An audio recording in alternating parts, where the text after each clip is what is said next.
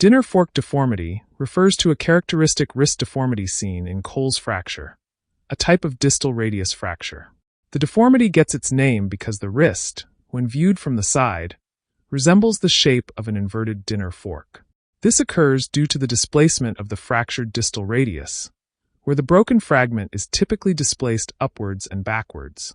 Key features of dinner fork deformity include a bump on the back of the wrist, a visible curve or angulation in the forearm near the wrist.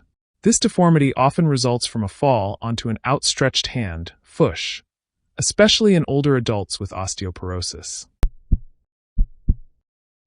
A child presents with fever and vesicles in his feet, hands, and mouth. What's the diagnosis? What's the pathogen? The answer is hand-foot-mouth disease. Hand-foot-mouth disease is caused by enteroviral infection, most commonly Coxsackie virus or enterovirus 71.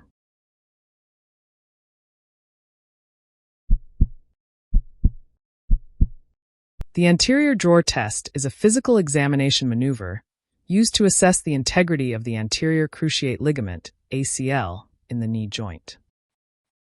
The patient lies supine with the knee flexed to 90 degrees and the foot flat on the examination table. The examiner sits on the patient's foot to stabilize the leg.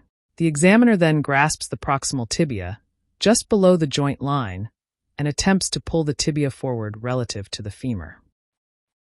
If there is excessive forward translation of the tibia compared to the uninjured side, or a lack of firm end feel, the test is considered positive and indicates an ACL injury. The amount of translation can be graded, with greater than 10 millimeters of translation considered a grade 3 injury.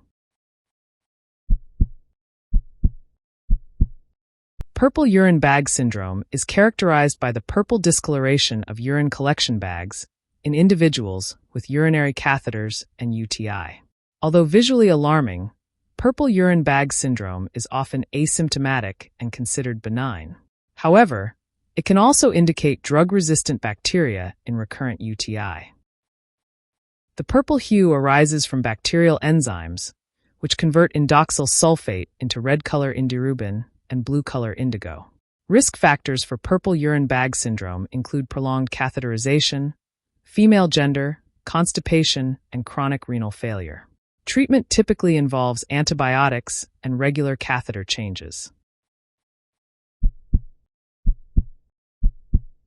Scombroid food poisoning, also called Scombroid, is a foodborne illness caused by eating fish with high levels of histamine.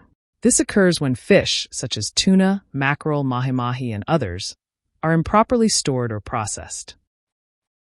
The symptoms often resemble an allergic reaction, including flushed skin, sweating, headache, itchiness, and gastrointestinal issues.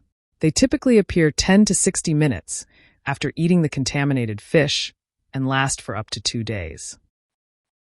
Treatment generally involves antihistamines and, in severe cases, epinephrine.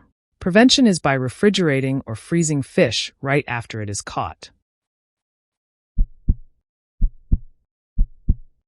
Virchow's node is also referred to as Troisier's sign.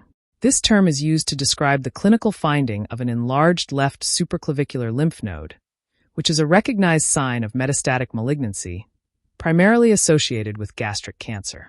It can also be linked with malignancies of the kidneys, testes, and ovaries. It serves as an important clinical marker for detecting abdominal malignancies that have metastasized. Virchow's node may also be associated with infections such as tuberculosis and syphilis. Uremic frost is a rare cutaneous manifestation of severe, untreated kidney disease. It presents as white, crystalline urea deposits on the skin.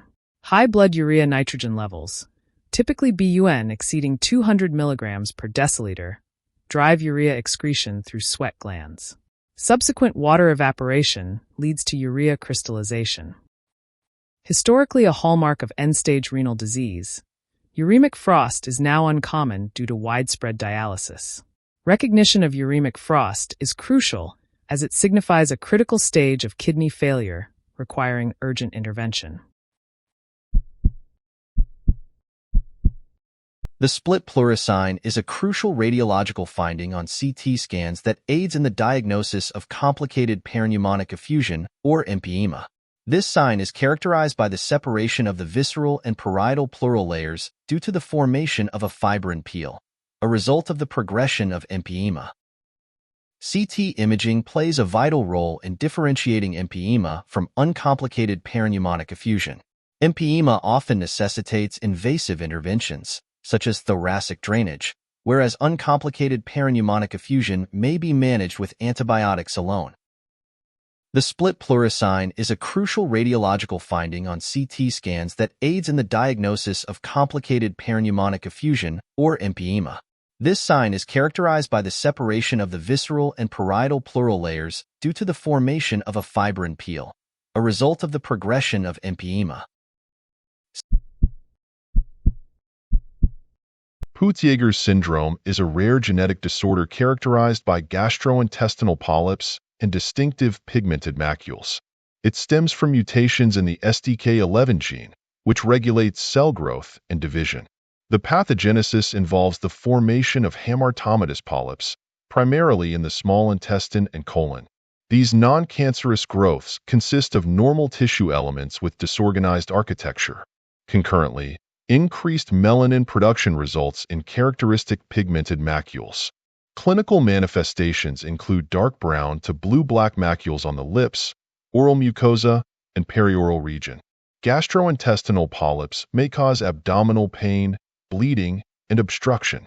Notably, Peutz-Jeghers syndrome patients face an elevated risk of various malignancies, including colorectal, pancreatic, breast, ovarian, and lung cancers. Ultrasound is a valuable diagnostic tool in the evaluation of appendicitis, especially in the emergency setting. Its non-invasive nature, absence of ionizing radiation, and rapid accessibility make it an ideal first-line imaging modality. Key sonographic findings indicative of appendicitis include a non-compressible, dilated appendix with an outer diameter greater than 6 mm and absent peristalsis. The characteristic target sign, or bull's-eye appearance on the axial view. Presence of an appendicolith. Visualization of distinct appendiceal wall layers. Periappendiceal fluid collection. Echogenic, prominent pericecal fat surrounding the inflamed appendix.